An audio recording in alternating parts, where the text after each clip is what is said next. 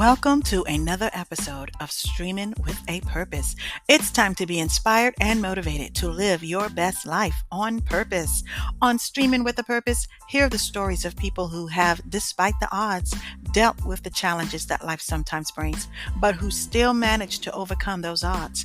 If you think life is tough and you have to settle for where you are, my guests and I are here to tell you you don't have to. I speak to people who were once where you are and are now living their purpose, and I want to encourage you to live your life to the fullest. I am your host, Sylvia Montgomery. Let's take a listen to our next guest.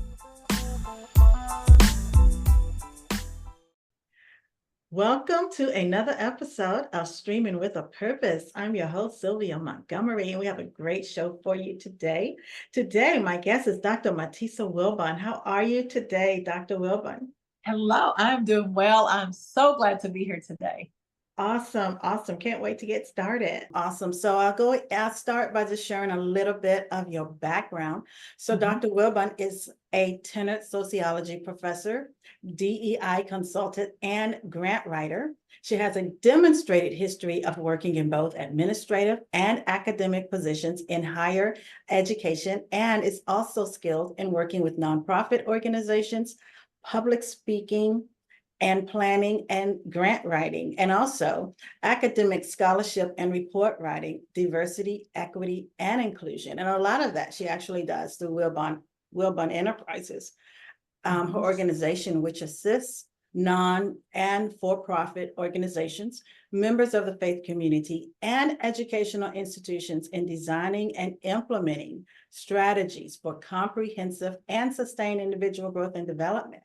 So, Dr. Wilbon, some of your services include grant writing, data-driven strategic planning, program design and implementation, diversity, equity, and inclusion training, and leadership training and development. And that is a whole lot of stuff within that. So I'm just going to start off by asking you, do you think that what you're doing now, what you're doing today is part of your purpose-led journey? 100%. Again, thank you so much, Sylvia, for having me. It's so interesting when you were reading all that stuff. I thought, wow, do I really do all that stuff?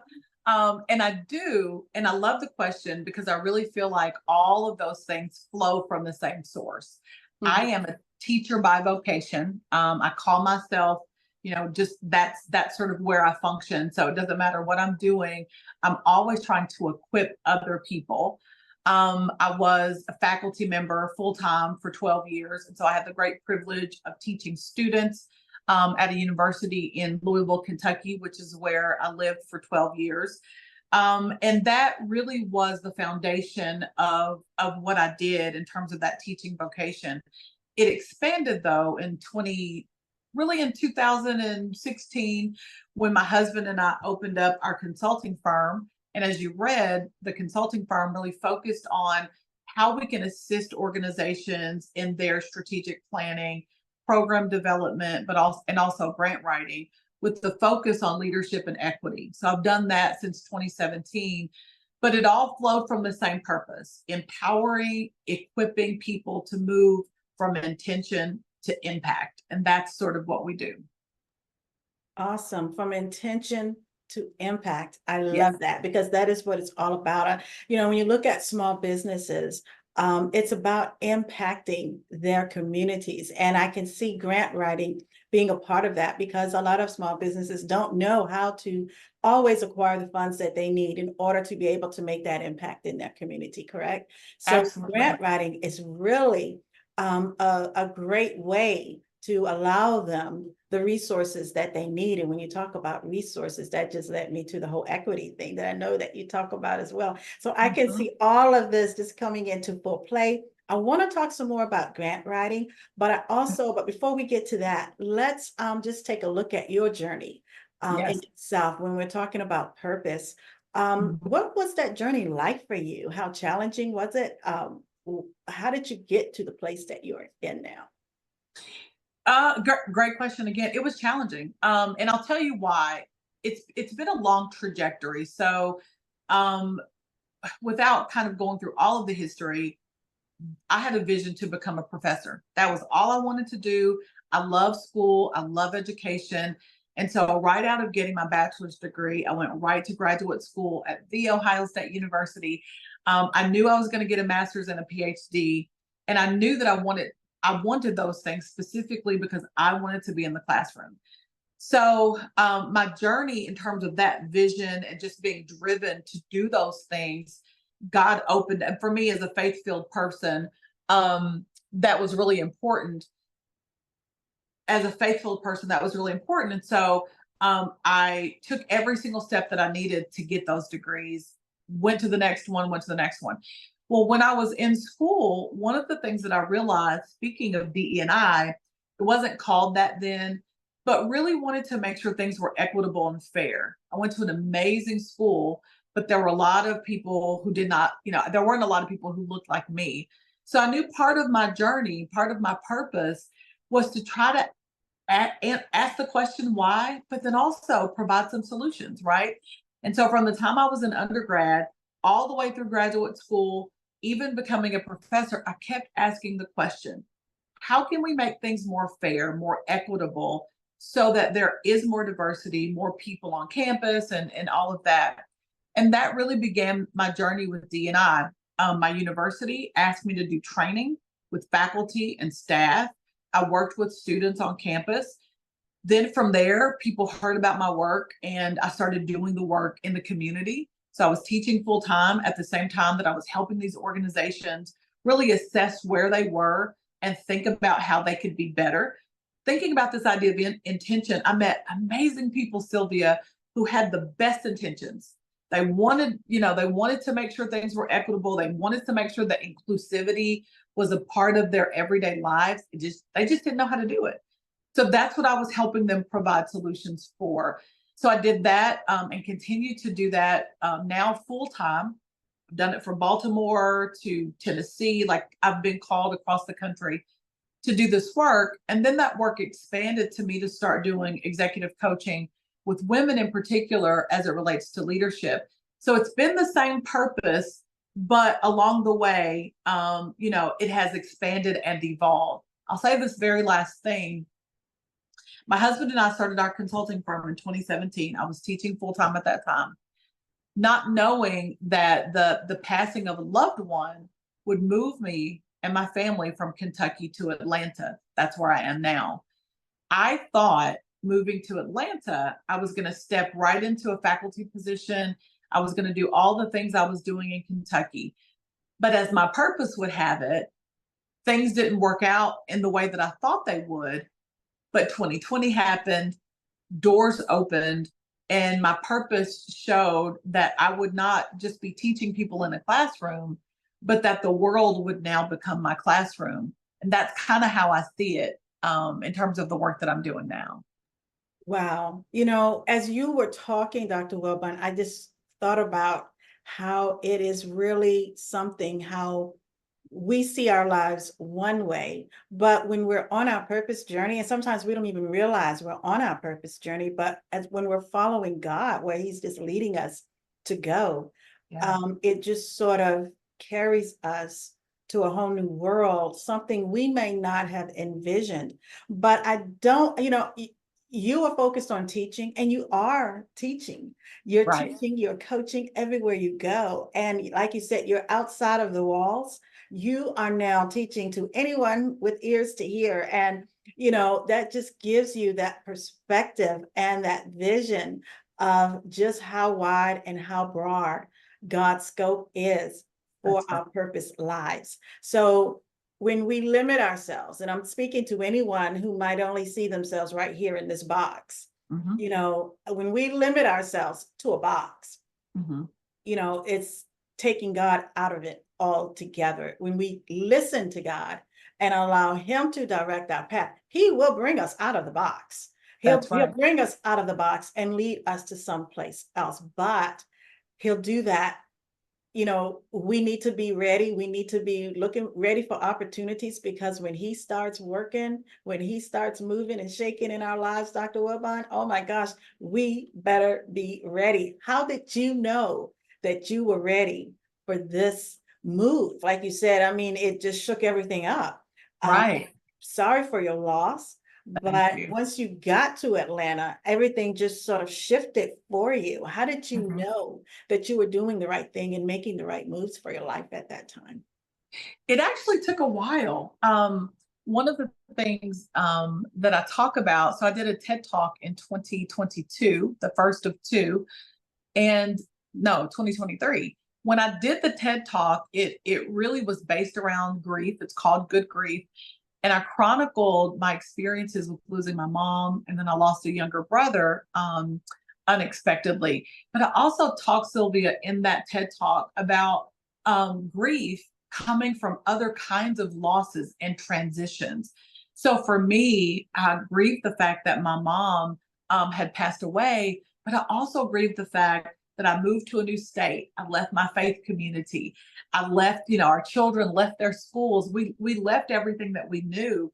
And to be honest, purpose takes us places sometimes that we don't know where we're going. We don't know how it's going to manifest itself. And that for me, for a time, and there might be other people who are experiencing this now, it was a loss of identity for me for a while because, as I said, all I knew was teaching. That's all I wanted to do. And when God was shifting us to move and to go to a place that I didn't know, it really shook me for a minute, to be honest. It made me pray more. It made me search out other ways that I could use my skills. It made me think about what's the bigger picture here? What is my purpose? Is my purpose teaching, or is it transferring information so it can empower and shape other people? And because I came to the conclusion of the latter, I started getting excited about what's new. I got excited about, being across the country, having a flexible schedule, being able to talk to people across industries. I work with people in media, physics society. I worked with a symphony. I've worked with a lot of different people that I wouldn't have been able to meet had I only been in the classroom. So purpose, although it's been a journey and there's been a lot, ups and downs and mountains and valleys, purpose has been my guide. And when I opened myself up to allow God to lead me in that way, it's been so rewarding and amazing. It's been amazing. Wow. And I think you said the magic words, opening yourself up and just Yeah, allowing God to lead you. And I think when we do that, rather than being resistant, a lot of us don't want change. And so it's very difficult for us. We that's don't right. want change. No, I didn't come to Atlanta for that. I came to Atlanta for something else. I got to go back home. Mhm. My life is at blah, blah, blah, at Ohio, Kentucky, Yeah, wherever.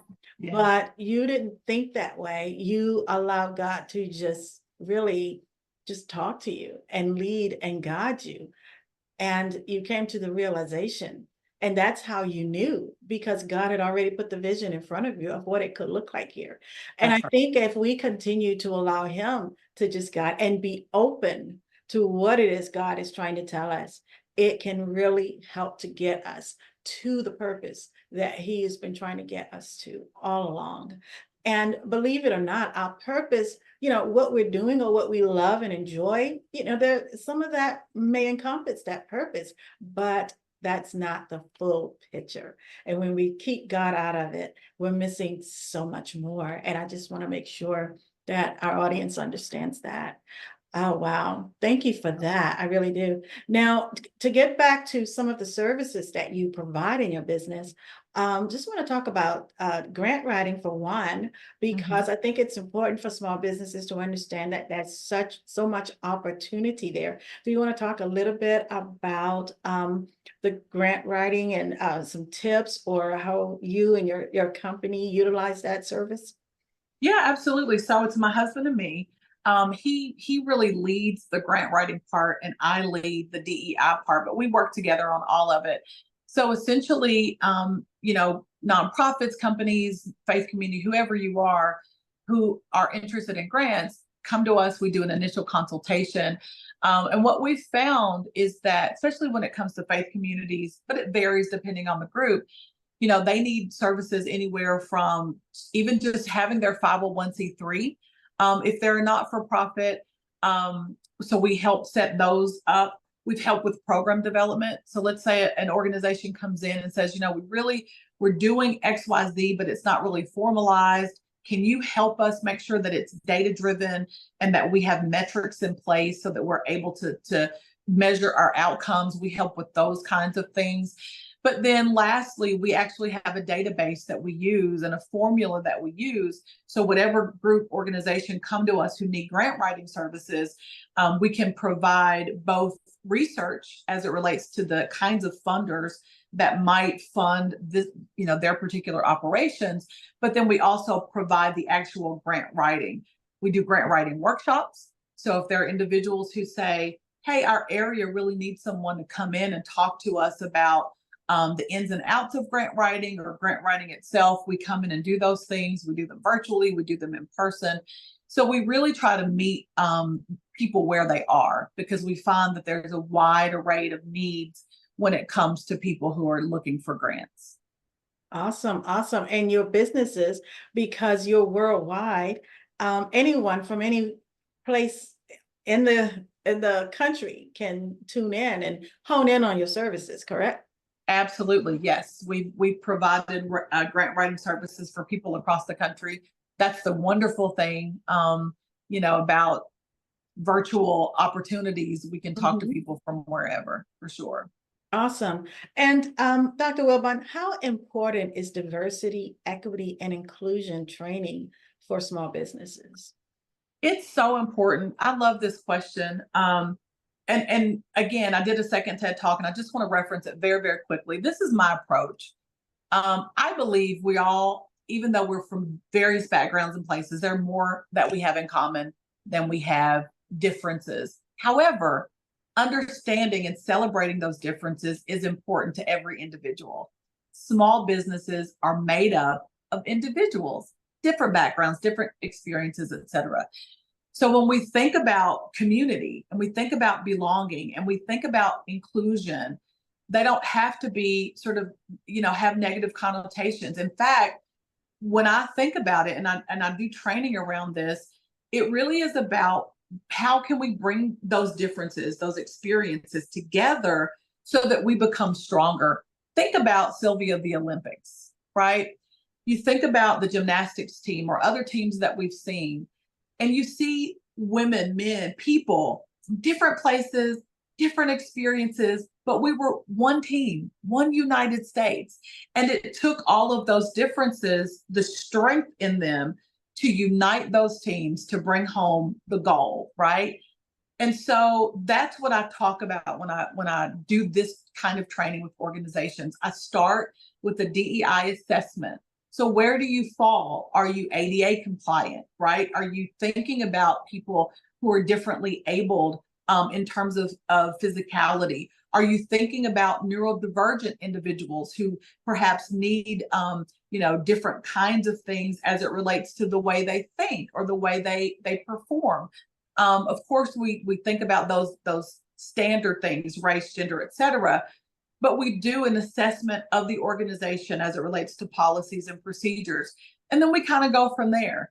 I've worked with, again, organizations from across the country, across industry, and I find that they all want the same thing. They want a healthy, productive team to help their bottom line.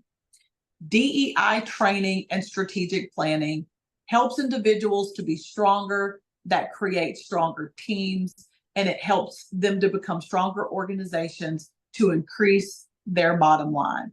For me, that's what it is at the end of the day. Awesome, awesome.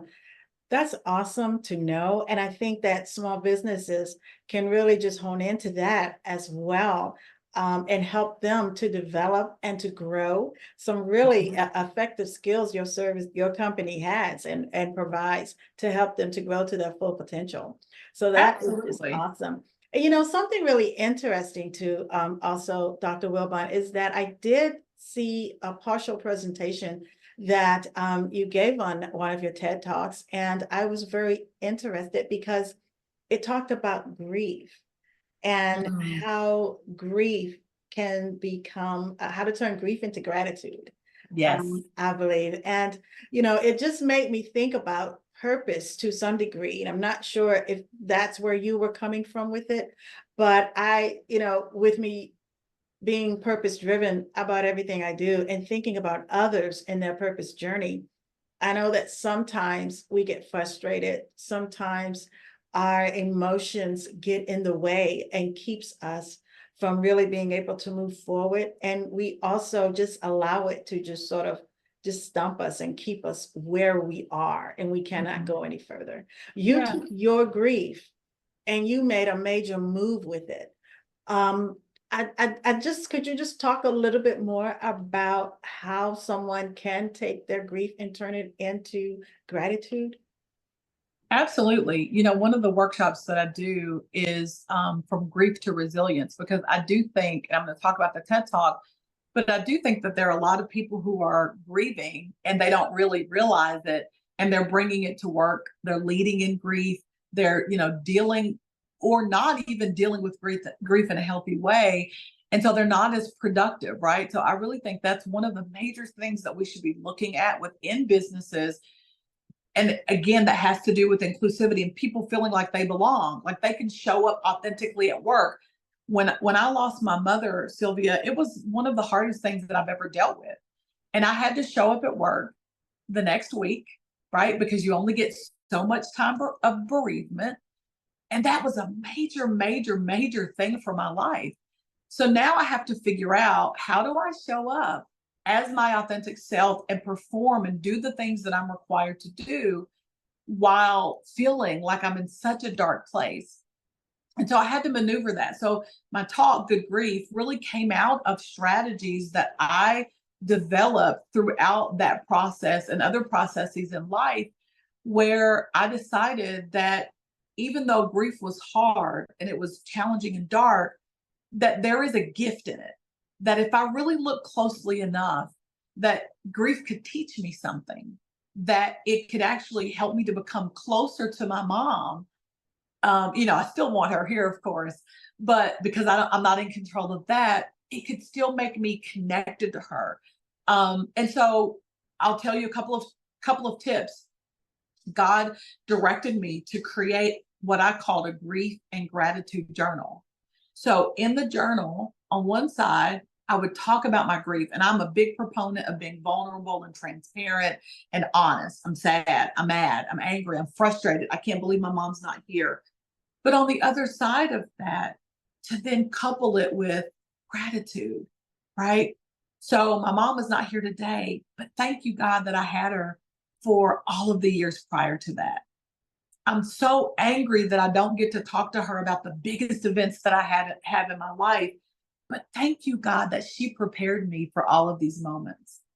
And what that did, I don't want to say it balanced it, because, grief is tough, but it did allow me to come up for air. It did allow me in those moments where I didn't feel like I could breathe without my mom. It allowed me to have a memory that gave me a breath. And I remember Sylvia waking up one day, literally saying, God, I'm breathing.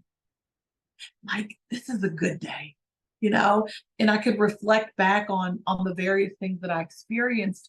And I could point to the gift of, I'll give this really very quickly. I talk about this in my TED Talk because it helps me even to this day. My mom loved sunrises and sunsets. She loved to look at them. She would look at them like it was her first time seeing them. She'd be like, "Look at the colors and all that." And we would indulge her. "Oh yeah, mom, they're beautiful." Well, toward the end of her life, she couldn't get out the way she wanted to, so we would carry her. We would take her in the car and we would drive her, and she would get to see these beautiful, majestic things that God had granted us. And so when my mom passed away, they became really a point of sadness because it reminded me that she wasn't here. But then God shifted my mind. Gratitude, gratitude. Okay, God, wow. This is the same sunset or sunrise that my mom and I would enjoy together. And I started talking to my daughter. We'd stop and I'd say, "Oh my goodness, look at that sunrise. Your grandmother would love this." So it became a point of conversation with my daughter. And I remember one time we would take pictures. One time I got my phone and I looked at it, and there was a picture of a sunset that I didn't take. My daughter had taken it. So now I'm creating a legacy of memory between my mom, myself, and my daughter, who was around 7 or 8 when my mom passed away. The gift. So every time I see it, it is a beautiful reminder and a gift that my mom loved the same sunsets that I'm looking at every single day. That is beautiful. That is just so beautiful. And, you know, the takeaway for me in all of that is that, even though we have to go through this horrible emotion, Mhm. we have the wonderful memories every time we think about that individual or that person. And holding on to that, right? That's awesome. Absolutely. And just piggybacking on that for just a bit and using that towards someone who may be dealing with some issues or some things that they're going through on their purpose journey that takes them to some negative places. And Yes. that really brings about a whole slew of emotions for them that are not the best. Yes. There's always something to take away from whatever that experience is or was, and you use that to be able to move forward to Mhm. help you on your journey. Absolutely. It's interesting that you say that. So I have a coaching group, and it's called Disrupt 365. I was going to It's bring that up next. I see the sign behind you. Oh, perfect. Yeah, listen, this is my mantra. I am a disruptor proudly. Um, and for me, it means disrupting thoughts and behaviors and external things, anything that's stopping us from becoming our best self, from fulfilling our purpose, right? And so I have a group of women that I coach weekly, and I love them. It's Disrupt 365. So they're disrupting norms 365 days of the year. But one of our sessions, actually, one of our most recent sessions is disrupting disappointment. And part of the thing that I talk about with them is, as leaders, we're going to experience disappointment. It's not if, it's when and how. How do I respond? And I talk about the fact that we can absolutely respond in a productive way. And part of that is finding, acknowledging the disappointment. Because I think sometimes what we try to do is explain it away or justify it so that we're not able to really feel those emotions. Emotions come to us for a reason. I can experience the disappointment, but it not deter me. It can actually make me stronger and more resilient. So when I think about people who are purpose driven, the reality is getting to that purpose is a journey.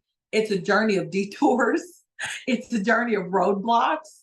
It's a journey of red lights, right? But it's a journey all the same with that purpose destination in mind. And so I really think that we can equip ourselves when we think about it, that we can have the tools necessary. Okay, I acknowledge the disappointment, but this is how I'm going to respond. I'm going to be introspective. Is it me? Is there something I can learn from this? How can I grow as a better person? Is it external? Is it something that I need to address that's outside of myself? Right. But all in all, I can absolutely move forward because when you're purpose driven, it's your purpose that drives you. Right. Disappointment comes, but your purpose is going to drive you to that destination that God has already destined you for. Awesome, awesome, awesome stuff. Thank you for that. Now, is there anything in your journey that you wish you had done differently?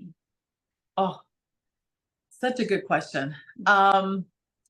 I probably would have opened myself up to the possibility of something different sooner.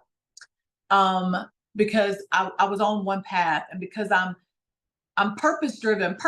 I'll say this: purpose doesn't mean there's only one way to get to purpose. There are multiple ways, and God is going to show us if we open ourselves up to it. As I said, to different ways of getting to the same purpose.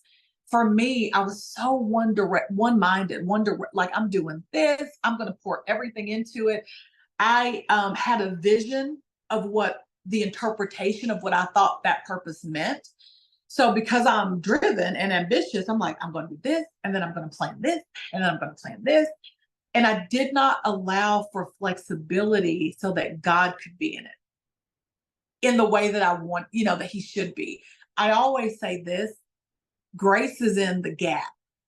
God's grace is in the gap between my plans and God's plans, because I don't always, it doesn't happen always the way that I think it should. And so for me, what I would have done differently is just to open myself up more, as opposed to being one minded, inflexible. It's going to be A, B, C, D.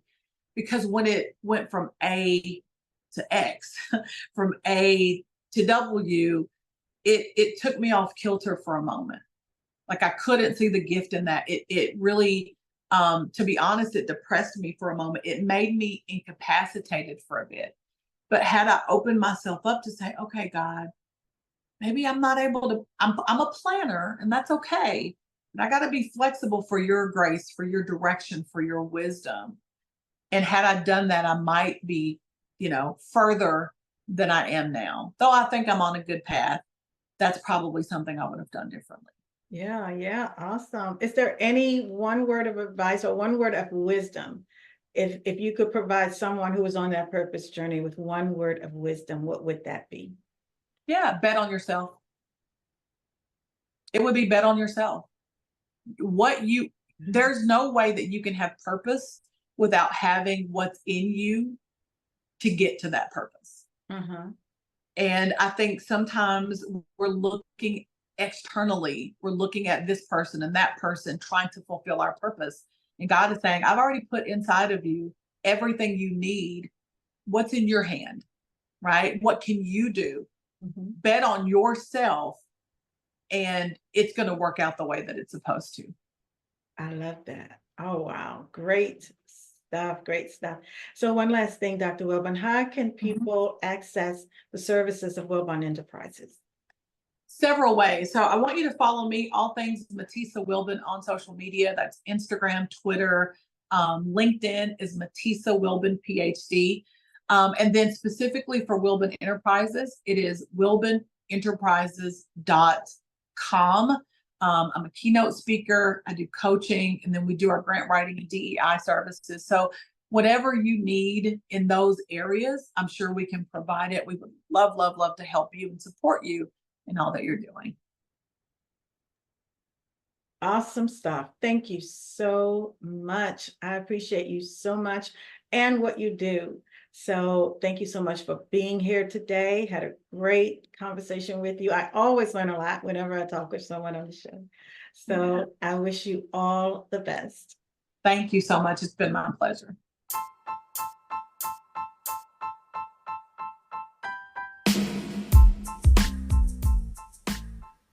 You have just listened to Streamin with a Purpose with your host, Sylvia Montgomery.